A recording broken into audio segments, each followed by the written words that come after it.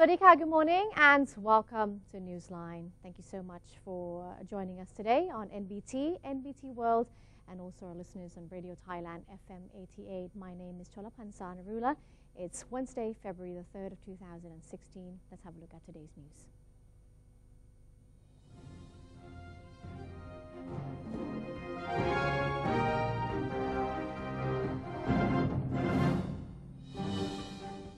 The Prime Minister has affirmed his intention to see the new draft charter pass the public referendum.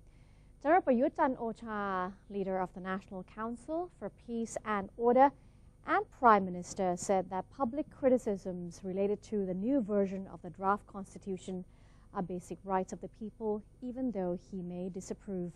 General Prayut said that he has not reviewed any suggestions from the Constitution Drafting Commission, but he is glad that the new draft constitution was completed and released for the public to view. The Prime Minister added that he wants the latest draft charter to pass the public referendum as planned. He went on to say, if the draft charter ever fails to receive public endorsement, a backup plan has been prepared. When asked what should delay the planned general election, the Prime Minister said it should be the draft constitution's failure to secure support from the public and political conflicts. The Constitution Drafting Commission has already discussed criticisms against the latest version of the new draft charter, according to the team's spokesman. CDC spokesman Chathai Nat Chiang Mai said that the charter drafters have brought up the criticisms about the new draft constitution, and most members agreed that such disparagement is common when the society is going through a transition. Mr. Chathai said that the charter drafters noted that criticisms emerged because some were worried about losing benefits, while some simply did not understand the contents of the draft charter. He added that the CDC is responsible to explain any doubts through all possible channels in order to build trust and confidence amongst the public. Meanwhile, a former member of the disbanded National Reform Council is worried that independent organizations may be given too much power under the new charter. Former NRC member General Ekachai Sivilat said that the new version of the draft charter embodies many good points which should benefit the country, including the anti-corruption measures. However, General Ekachai said that he is still worried about the power of all independent organizations to check on the executive branch and politicians, which may be too much and lead to a new round of conflicts. He stated that his concerns arose even though the Constitution Drafting Commission asserted that many details about various laws will be clearly written in related organic laws because no clear indication exists as to how this assertion will be put into practice.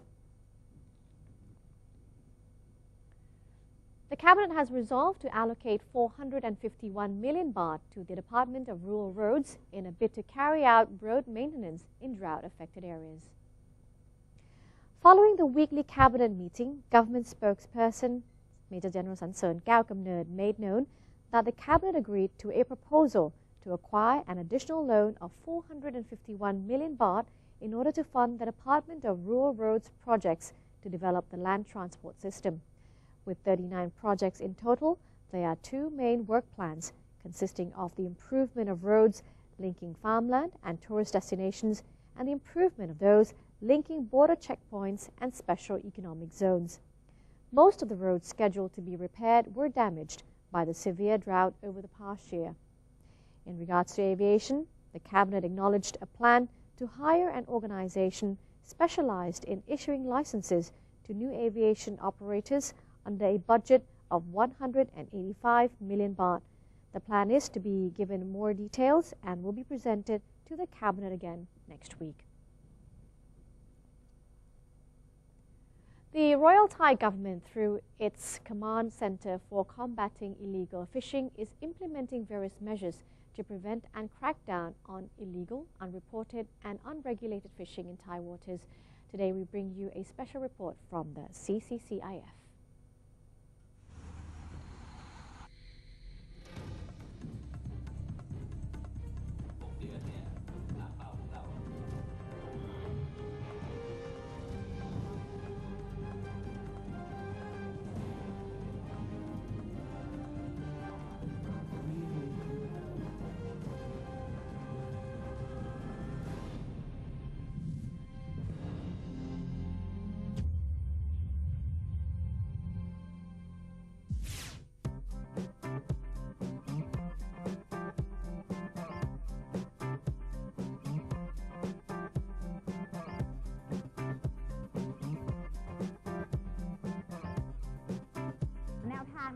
อกแบบนิทรรศการของเรานะคะที่จะทำให้เป็นนิทรรศการที่มีชีวิตนะคะส่วนหนึ่งเนี้ยเราต้องการที่จะให้เกิดความตระหนักรู้นะคะกับคนที่ได้มาชมในภาพประกอบที่เป็นฉากหลังเนี่ยเราก็ได้ให้คำจำกัดความเอาไว้ว่าทะเลมีแต่ให้แต่เราไม่เคยพอเมื่อแต่ก่อนมาเราอาจจะทำการประมงกันแบบสบายๆอยากออกอยากเข้าเมื่อไหร่ยังไงก็ได้อยากออกไปจับปริมาณมากแค่ไหนก็ได้ก็ทำให้เราเนี่ยควรจะต้องย้อนกลับมาคิดดูว่าเราไปเอาผลประโยชน์จากธรรมชาติมากจนเกินไปหรือเปล่า The highlight of the exhibition was translucent yellow plastic curtain door, printed with the objections of the European Union for Thailand to implement, which was the Thai Stop IUU Fishing logo symbolizing the issuance of the yellow card by EU.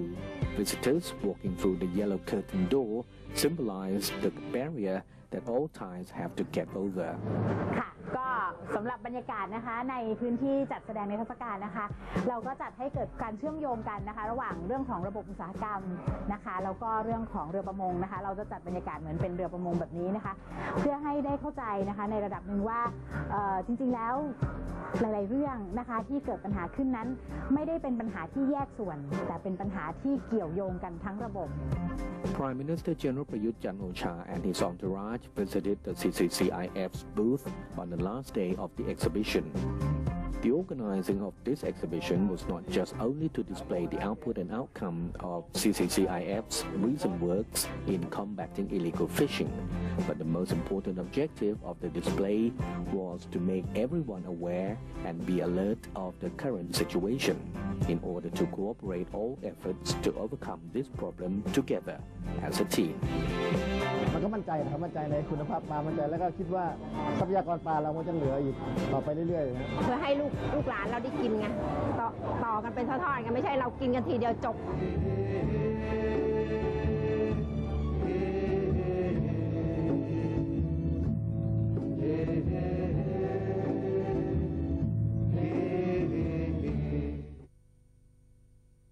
The Ministry of Foreign Affairs on Tuesday evening hosted a reception in honor of Mr. Akio Mimura, Chairman of the Japan Chamber of Commerce and Industry, or JCCI.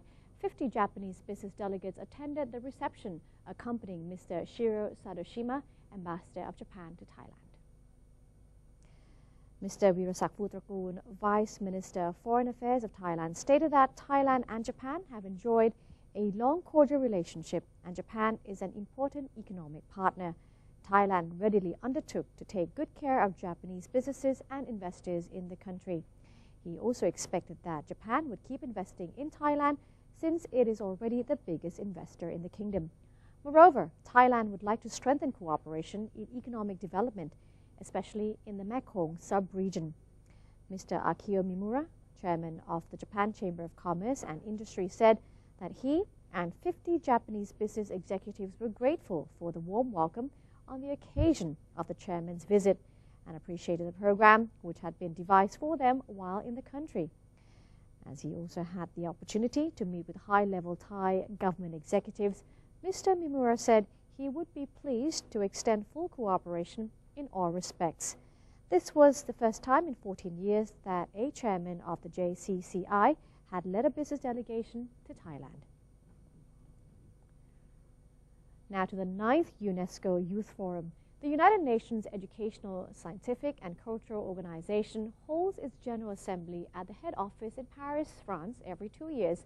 The UNESCO Youth Forum is held alongside the General Assembly. Youths from member countries from across the world gather at this forum. NNBT World Correspondent has spoken to a representative of Thailand at the latest forum.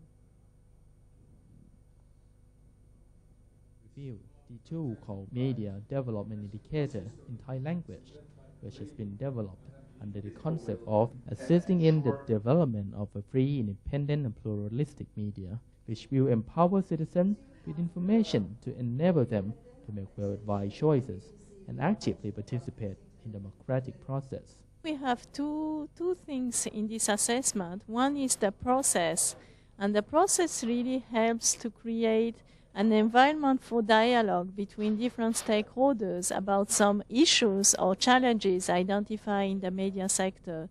So the process is as important as the result. And the second thing is really about the findings of the assessment. The finding result in a kind of action-oriented recommendation, which are addressed to either to media professional or government or regulators or media institutions. The media development indicator is essentially a research tool which can allow researchers to perform analysis of how well the media industry in the respective country may perform. The indicator also unique in that it does not provide a judgmental evaluation, but rather serve as a suggestive guideline to the requested party to identify the area that can potentially be improved.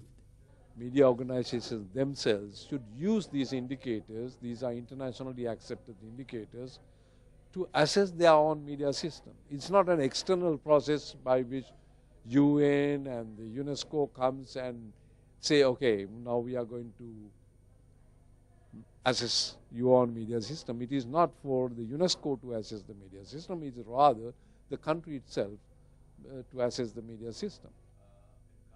Sutisha Denpruktham reporting from NBT World. The Ministry of Information and Communication Technology, or ICT, and the Ministry of Tourism and Sports are collaborating to bring a single online platform for tourism information. ICT Minister Dr. Uttama Sawanayon and Tourism and Sports Minister Gopkar Watanawarangkoon have attended a meeting with other relevant agencies to find ways to promote Thai tourism. Both ministries agreed that all tourism information, such as hotels and recreational activities, should be provided in one place. It will first be pioneered for Phuket and then expanded to include another 19 provinces within the year. The online platform will allow tourists to find the necessary information for planning their trip. The Ministry of ICT will also study the possibility of expanding internet broadband coverage to provide free Wi-Fi service, making the single online platform more accessible.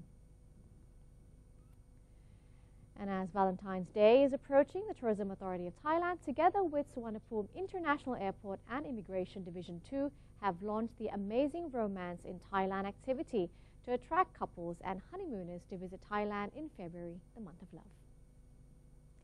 Deputy Governor for TAT Marketing Communications, Mr. Sukri Sithiwanit, said that as February is the month of love, Thailand would like to offer all couples a memorable time in Thailand. One of the best ways is by facilitating their passage through the kingdom's main gateway airport. So this is our marketing campaign. We call it Amazing Thailand, Amazing Romantic. In conjunction with the February, that is the month of love. So we do have this kind of activity. In fact, this is the gimmick that we do at the airport to put the awareness for those who coming to Thailand within this month. But we have a lot of places. We have a lot of places for honeymoon or wedding here. But for our overseas office, that we have 27 overseas office, they also have a lot of activity with the tour operator within this month to help them to sell the package for those who would like to come to Thailand for honeymoon and wedding. Mm-hmm.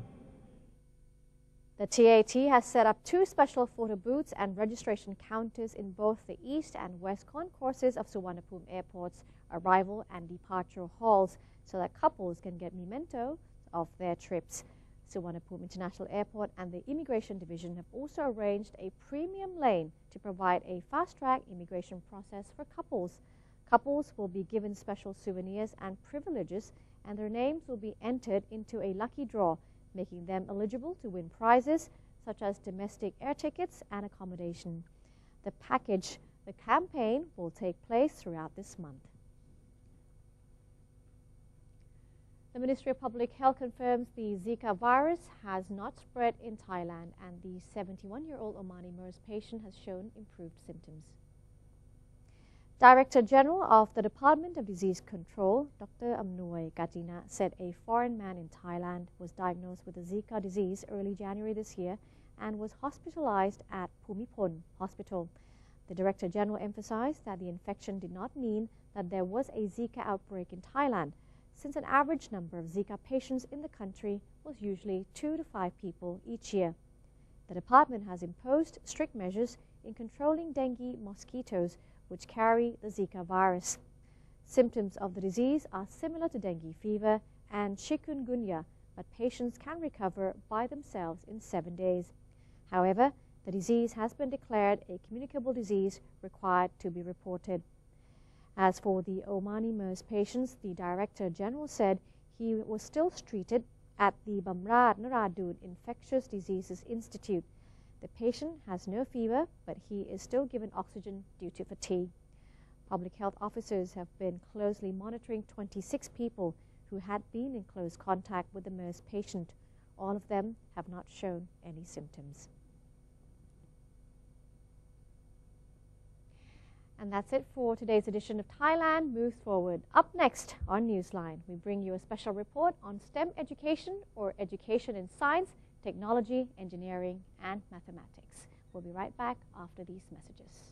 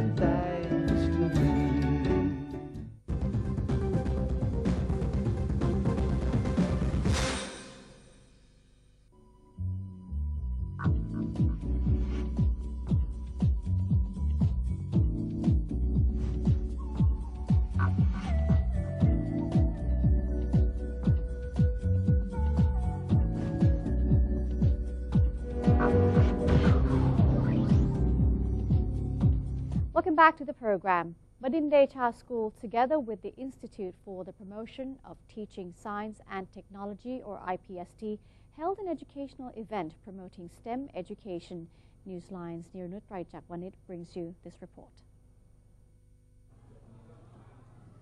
Deputy Vice President of Safety and Security Department of Nok Air, Captain Sopon Pikanesuan, who has been appointed as STEM Education Ambassador, explained that science, technology, engineering, and mathematics education, or STEM education, focused on hands-on experiences, aiming to encourage children to experiment with science and technology rather than telling them how to do or fix a problem, so that they could apply the knowledge in the real-life situation. STEM education is about the science, technology, engineering, and mathematics. It is about the direct experience for our children, so they can gain more experience on what the science can do, and the technology, and also the engineering. And the mathematics is, overall, the mathematics is the root of the science, the technology, and engineering. So the STEM is all about the direct experience for children. As an ambassador of STEM education, Captain Sopon, also a pilot, said that his aim was to motivate children's interest in science and technology. He added that hearing from a person with direct experience could inspire the children as well. Yeah, for me, on the STEM workshop, on my expertise as a pilot, So I will let them ask a question and give them the answers from expertise on that career, all about the pilot. Many questions about, because pilot is still very small people who understand what is the technology involved, or the pilot, what are they doing in the airplane, so how the airplane is flying, and what about the science? Are the pilot use science more deeply when flying or not, or just the basic one for understand how to control the aircraft? That's what about the STEM education that I come as a STEM ambassador. STEM education is considered a new wave of educational reform, which will impact broadly on math and science education in Thailand. The IPST, together with related public and private sectors, is now establishing STEM education centers across the country. I'm Niranut Traijakwanit reporting.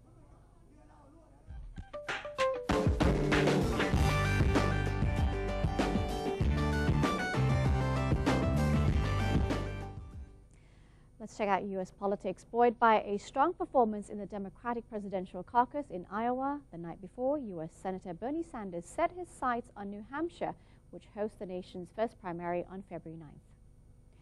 The underdog Bernie Sanders forced former Secretary of State Hillary Clinton to a virtual tie, reigniting questions about her ability to close the deal with Democratic voters and turning up the pressure on a high-profile White House campaign.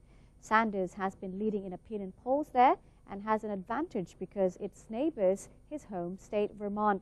A Clinton loss would start to set off alarm bells with her supporters. The self-described Democratic Socialist told supporters his showing in Iowa was proof that his campaign platform, which proposes corporate reform, raising the minimum wage, creating a single-payer healthcare system, and offering free tuition to public universities, is gaining traction with moderate Americans. Meanwhile, for the Republican side, Senator Ted Cruz of Texas won over Donald Trump in the Iowa caucus. We end the program today taking you to New York to check out New York's Groundhog Staten Island Chuck predicting an early spring on Groundhog Day. I'm Chalapan Sanarula. Please join us tomorrow right here on Newsline. Sawasdee ka.